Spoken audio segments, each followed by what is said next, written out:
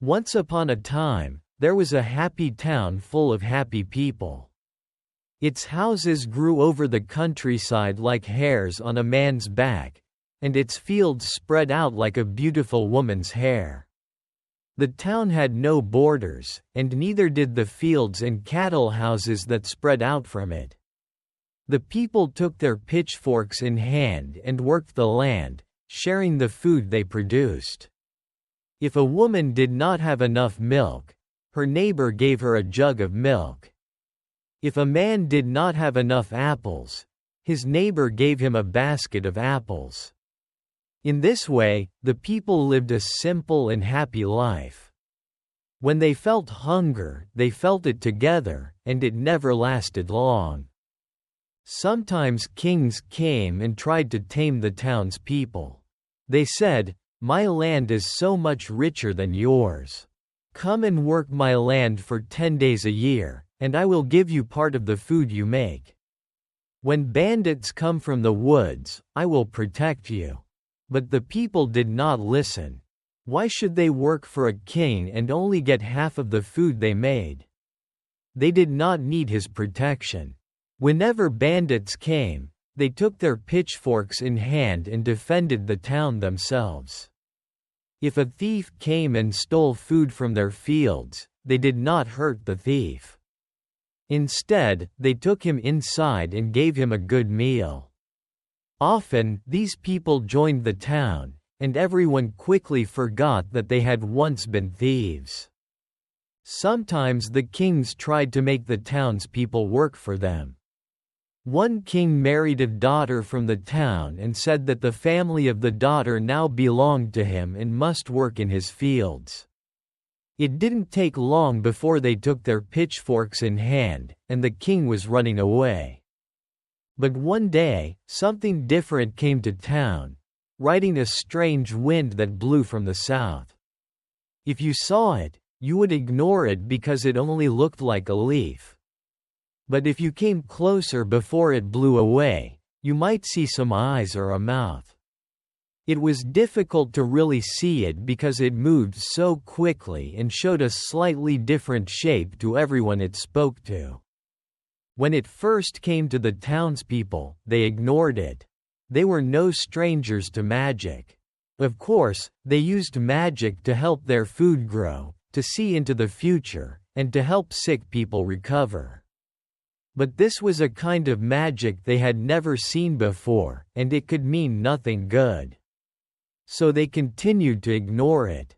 The leaf flew around town until it found a lonely old man called Torsten, whose wife and daughter had died. Other people often visited him and brought him food, but with each passing day, he spoke to them less. Sometimes he shouted for them to leave the food outside and refused to speak to anyone. He was too old to work, and he felt ashamed that he could not join the other men. Old man Torsten's eyesight was not good, and he didn't see the leaf when it flew through the open window and landed on his ear. "Dear old man," said the leaf, "I have heard you complaining." "Who is that?" cried old man Torsten. "Get out. I am the voice of reason," said the leaf. "I have come here from far away, and I can see that there is no reason in this town." "What are you talking about?" said Torsten, but he sat down and listened. "You have worked harder than all those young men out there in the fields, but you have no more things than them. Your house is no larger than theirs, and you do not own the land outside it." The old man did not understand. "Nobody owns the land here. We all own it together. Why should I own the land outside my house if I am not strong enough to work on it?" "And why should you have to work on the land?" said the leaf angrily. "You have worked hard all your life, and they left you here by yourself. Those men bring you food as if it is a gift when really they should be bringing you much more." Torsten thought for a long time. He knew that when you heard voices, it was important to listen to them. He had heard a strange voice before he married his wife, and the voice had told him that she would die before him. He didn't listen then, and look what happened. "And how can I change this?" said the old man. "I am too weak to work in the fields. I am alive, is that not enough? Oh, but changing things is simple. It goes like this." The next day, 2 young men from town came to bring old man Torsten his food. When they got there, they were very surprised. "What's this?" said one of the boys. Around the man's house, a wall of plants had grown. It was a row of hedges, but they had never seen hedges used in such a way before. It made a big square around the house, and they had to walk around the hedge to find a way in. "What magic have you used, old man?" asked one of the boys. "These hedges grew overnight." "Get out!" shouted Torsten. "You're on my property. Leave the food there, and I'll get it myself." Old man Torsten came outside holding his pitchfork, and the 2 boys didn't have to be told twice. They left the food by the hedge and ran away. News of this event quickly spread around town. Nobody could understand what old man Torsten was doing. Several people tried to go and speak to him, but as soon as they crossed the hedge, he ran after them with his pitchfork. So finally, people ignored him. But there was a problem. There was plenty of useful land within the hedges, and that was land that none of them could use. The man could not plant food there himself, but it seemed he did not want other people using it either. Well, as much as the people loved the old man, they couldn't allow what he was doing. So they stopped bringing him food. They knew that one day he would have to come out from the hedges and ask for their help. But that didn't happen. For weeks, Torsten didn't appear. People saw something strange through the hedges. Finally, a brave woman went and looked and found out that the old man had a young woman living with him. "It's Jaquette, Dorothy's girl," she explained to the others. Dorothy was saying she kept disappearing. Apparently, Jaquette now works for that old rat. She works his field in the day. The phrase, "his fields," sounded so strange, and at night, well, I don't know what goes on, but I saw him taking gold out and giving it to her. Some people in the town had gold, but it wasn't very much. They knew it was valuable, but they had no use for it, so they kept it hidden in their houses. Sometimes a jeweler would come to town, and they gave gold to the jeweler to make into jewelry. "How strange," said a young man. "Has Jaquette become a jeweler? Where did she learn?" The next day they found out what was going on. Jaquette came into town and asked to buy people's food. "I'll give you this gold," she said, and held out a piece of gold. "Jaquette," said Dorothy, grabbing her daughter's arm, "you stop this right away. I have so much work to do at home now that you've left. There's washing and cleaning and cooking. But really, if you wanted to become a farmer or a jeweler, you should have said."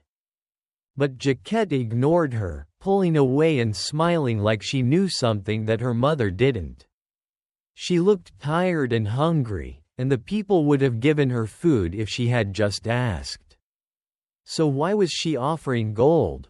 Still, they felt sorry for her, and some of them thought if they gave her gold, she might return home. So they took the gold and gave her food. "So the old man was right," she said and laughed, taking all the food with her back to the old man's house. "Something's not right about that girl," muttered Dorothy. "She was always difficult but never like this." Over the next few months, a strong wind blew, and many leaves flew about.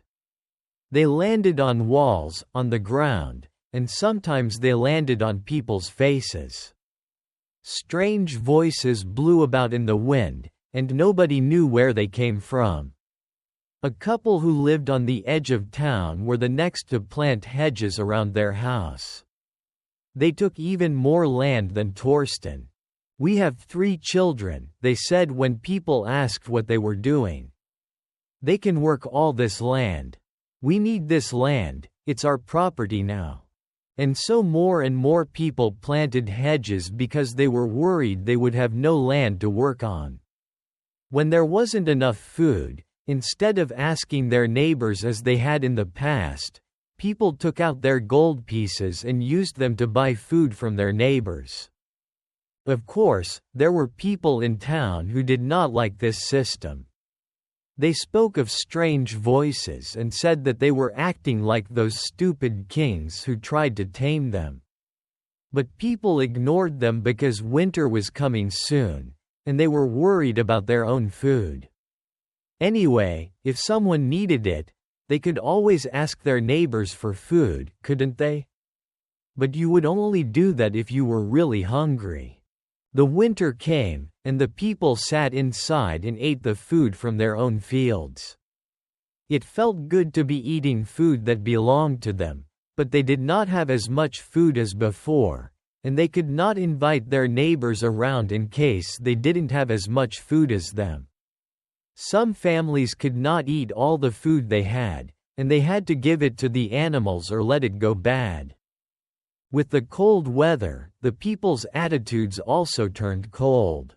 Before, there had been celebrations all year round. The people had danced in the fields and sung songs to the growing food. Now, with all the hedges, they could only dance on their own property. On Christmas Day, the people sang inside, trapped by wood and hedges so their neighbors didn't hear. The biggest change came in the spring. One day, the people came outside and found a man hanging from a tree in the center of town.